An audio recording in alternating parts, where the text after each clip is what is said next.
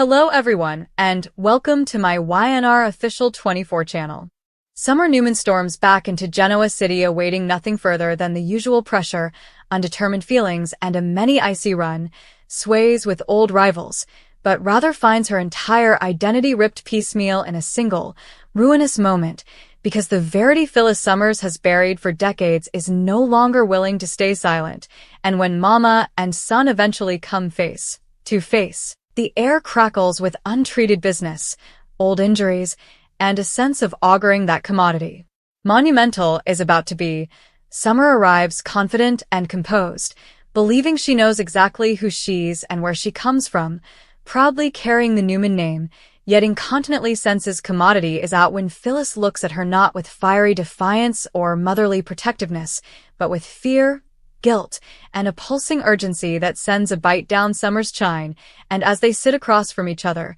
Phyllis's voice wiggles, her usual bravado cracking as she admits there's commodity. Summer must know. Commodity that will change everything, and despite Summer's original resistance and sharp affront, demanding that Phyllis stop being dramatic, the Verity bursts out with a force that cannot be undone when Phyllis eventually confesses that the man Summer has believed to be her natural father her entire life isn't who she thinks he is, and in that moment the world seems to cock. Summer's confidence dissolving into unbelief as Phyllis reveals that the night she conceived, Summer was shrouded in secrets, falsehoods, and hopeless choices made in the heat of treason and heartache, and that the real identity of Summer's natural father has been hidden to cover reports, marriages, and conglomerates, but utmost of all to cover Phyllis herself.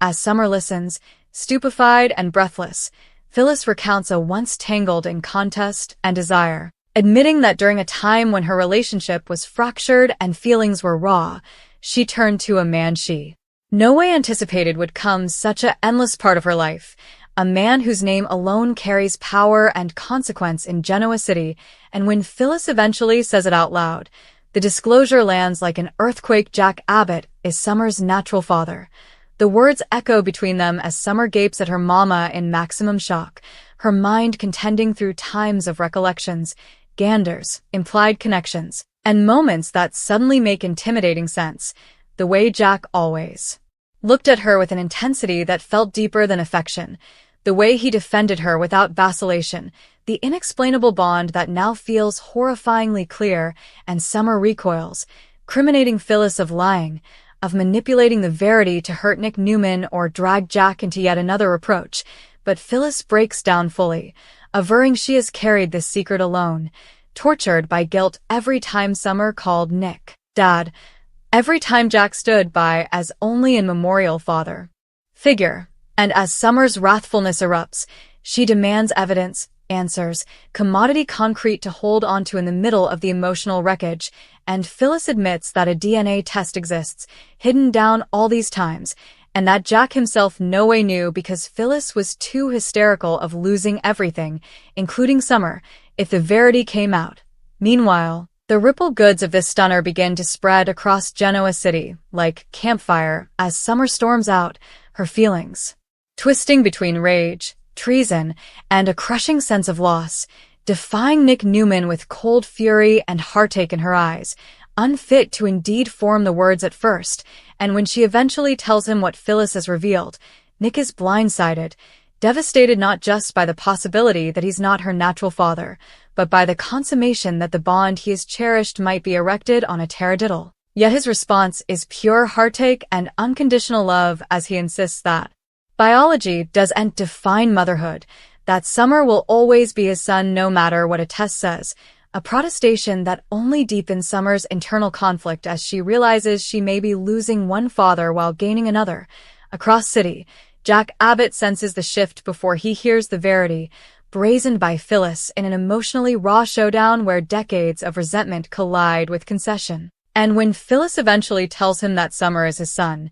Jack is struck silent, overwhelmed by shock, joy, remorse, and wrathfulness all at formerly, replaying times of missed moments, wondering how different everything might have been if he'd known, and as he struggles to reuse the news, his first instinct isn't wrathfulness at Phyllis, but a hopeless need to cover Summer, to be there for her in whatever way she allows. Victor Newman, ever the puppet. Master, snappily catches wind of the disclosure and incontinently recognizes its explosive eventuality, seeing both a trouble to the Newman heritage and an occasion to exploit the chaos between the Abbotts and the Newmans, while Kyle Abbott finds himself reeling at the possibility that Summer, the woman who has shaped so much of his emotional life, is now connected to him in an entirely different way, adding layers of discomfort and confusion that hang to upend every relationship in their route as Summer grapples with the Verity, torn between defying Jack and running as far down from Genoa City as possible. She eventually faces him in a moment charged with raw emotion, where Jack, fighting gashes, tells her he no way meant to stay in the dark, that if he'd known he'd have moved mountains to be her father in every sense of the word, and Summer, shattered but searching for commodity solid, listens as he expresses unconditional love without anticipation, offering tolerance rather of demands, and in that quiet, fragile moment, Summer realizes that her life is no longer defined by the name she carries, but by the choices she makes going forward. As the fallout continues to shake Genoa City, alliances shift, old injuries renew, and the veritably foundations of heritage families are hovered. One Verity becomes clear: Phyllis's concession has changed everything ever. Because Summer's return was no way just a homecoming, it was the morning of a reckoning, one that will review love, fidelity, and identity on the young and the restless, leaving suckers breathless as they watch a son caught between two important men, a mama consumed by remorse, and a megacity ever altered by a Verity that refused to stay buried. The shockwaves from Phyllis's concession do settle still. Rather, they consolidate, spreading through Genoa City with a grim force as Summer's return becomes the most destabilizing event the city has faced in times, because the Verity about her natural father isn't just a particular disclosure, but a seismic shift that threatens to redraw the lines of fidelity, heritage, and power. And as Summer walks the familiar thoroughfares, now feeling like a foreigner in her own life, every memory she formerly cherished feels alloyed, every certainty stripped down, and she's visited by the question of who she really is when the foundation of her identity has been cracked open. She oscillates between fury at Phyllis for times of deception and a hopeless craving to understand why her mama made similar a choice, replaying every argument, every defensive taradiddle, every moment when Phyllis sounded just a little too hysterical of losing her, and sluggishly Summer begins to realize that her mama's silence was born solely of egoism but of terror, sweat that revealing the Verity would bring Summer stability, love, and the important sense of belonging that came with being Nick Newman's son. Yet that understanding does nothing to soften the treason, and when Summer confronts Phyllis again, the battle is stormy, filled with allegations, gashes, and raw honesty as Summer demands to know how numerous people were offered to cover this secret, how numerous lives were manipulated, and whether Phyllis ever formally considered Summer's right to know the Verity. And Phyllis, stripped of her usual fire, admits she lived every day with the fear that one wrong move would destroy her son's world, confessing that she induced herself ignorance was a form of love, a taradiddle she repeated until it felt nearly real. Meanwhile, Nick, scuffling with his own pain, begins to withdraw, not from Summer but from the world, still mourning a loss he feels he has no right to claim, visited by the possibility that every tender moment, every immolation, every pledge he made as a father might now be viewed as in vision. And yet when Victor Newman presses him to fight back, to cover the Newman name and demand answers, Nick refuses to let his father turn Summer into a pawn, drawing a rare line in the beach as he insists that Summer's emotional well-being matters more than heritage or pedigrees, a station that both infuriates and unsettles Victor, who's unaccustomed to losing control when the stakes are this high. Jack Abbott, on the other hand, is consumed by a different kind of torment, overwhelmed by remorse for times he can no way reclaim, moments he missed, and the knowledge that he intentionally stood on the sidelines of his own son's life. And as he re-examines his once relations with Summer, every instinct, every defensive impulse now feels sorrowfully predictive,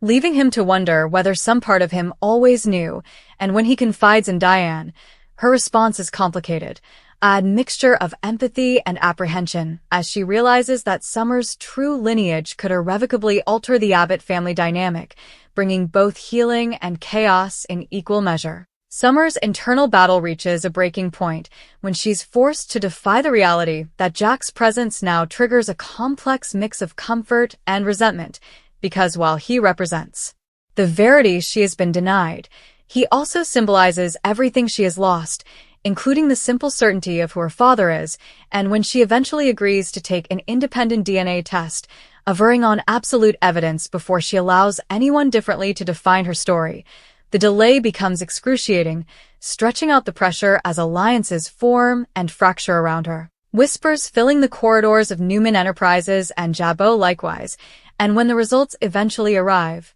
attesting beyond any mistrustfulness that Jack Abbott is indeed her natural father, the evidence hits harder than the disclosure itself, because this time there's no room for denial, no escape into unbelief, only acceptance or collapse. Summer's response isn't explosive but eerily quiet, impassiveness settling in as she absorbs the verity, and when she shares the results with Nick, the moment is devastatingly tender, both of them adhering to the love that still binds them indeed as. The markers change, and Nick's unvarying asseveration that he'll always be her father provides a lifeline,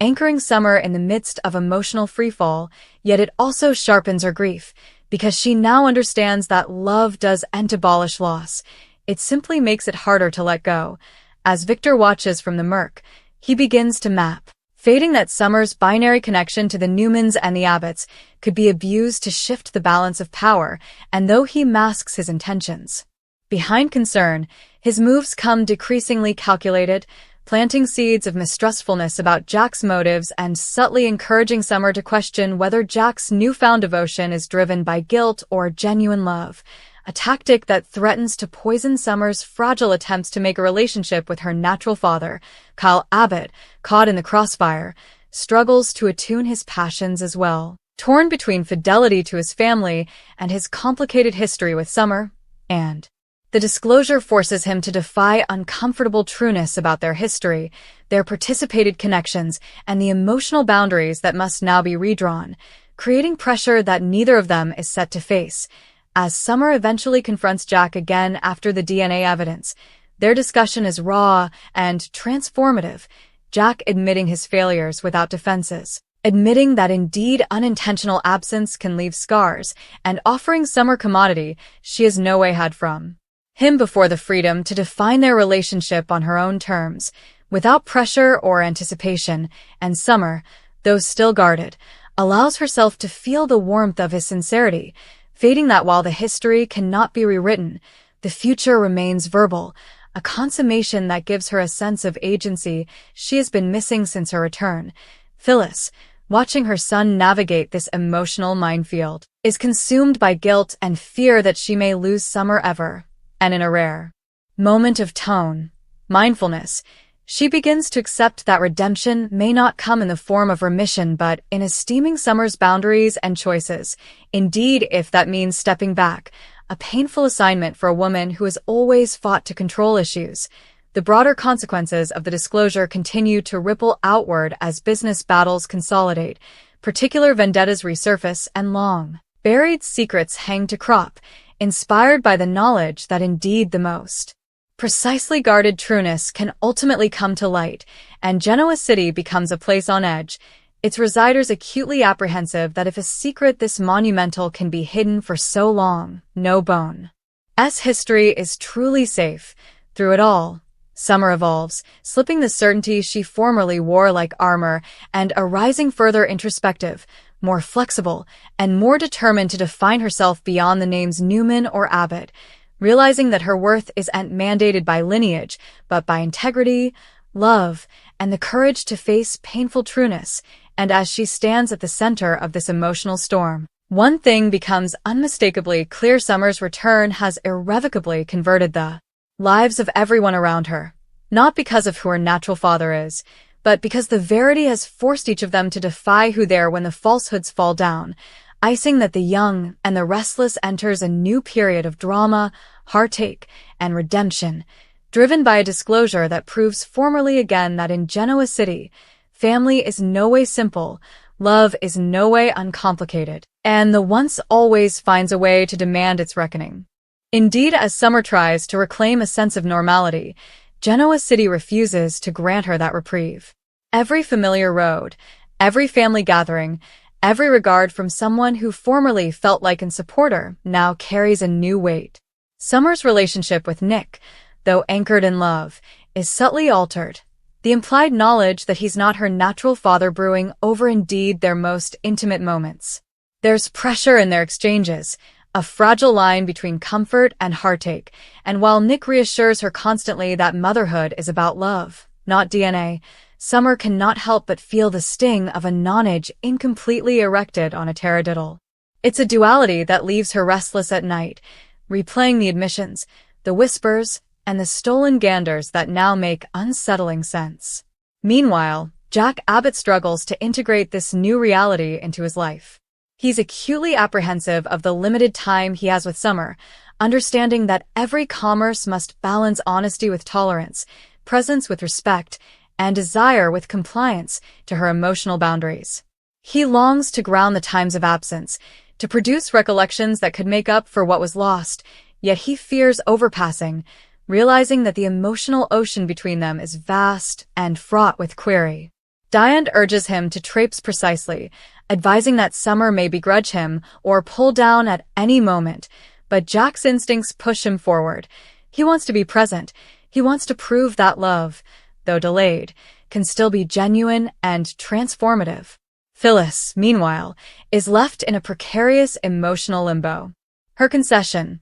while necessary, has shifted the dynamics of her connections irreversibly. She watches her son navigate the pain, guilt, and conciliation, knowing that she'll no way undo the damage entirely. Her fear is palpable. What if Summer no way completely forgives her? What if Nick, Jack, or indeed Victor manipulate the situation to turn her son against her? Phyllis justs a rare moment of vulnerability, admitting that her attempts to control every aspect of life have consequences, and for the first time, she begins to understand that love occasionally requires surrendering control and facing the changeable issues of Verity. Victor Newman, always the strategist, sees the disclosure as both a trouble and an occasion. Summer's newfound connection to Jack Abbott introduces a wild card into the intricate chessboard of Genoa City power. He recognizes that alliances could shift, commitment could fracture, and indeed the most loyal connections are now vulnerable.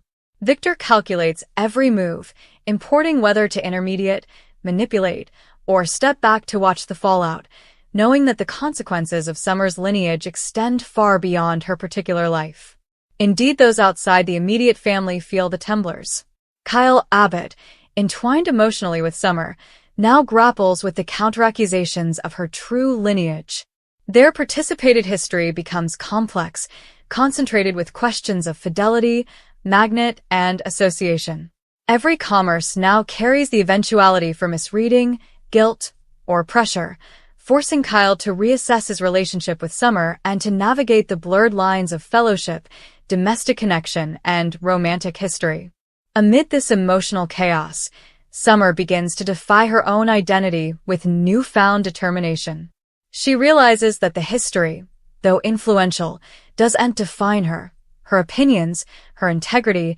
and her capacity to love define the woman she's getting. The disclosure about her father, while shattering, becomes a catalyst for soul-searching and growth. She begins to engage with Jack in small, meaningful ways, participated feasts, candid exchanges, moments of horse laugh and vulnerability that sluggishly knit together a fragile bond. With Nick, she deepens their connection, appreciating the unwavering love he has given her despite biology, and fating that motherhood is as important about heart as it's about genetics. As Genoa City continues to reel from this seismic disclosure, one Verity becomes inarguable. Summer's return and Phyllis's concession have burned a waterfall of emotional bouleversement that will resonate for times to come. Families are being readdressed, commitment tested and long-held secrets shattered, forcing every character to defy their history, rethink their choices, and navigate the unfaithful waters of verity and consequence.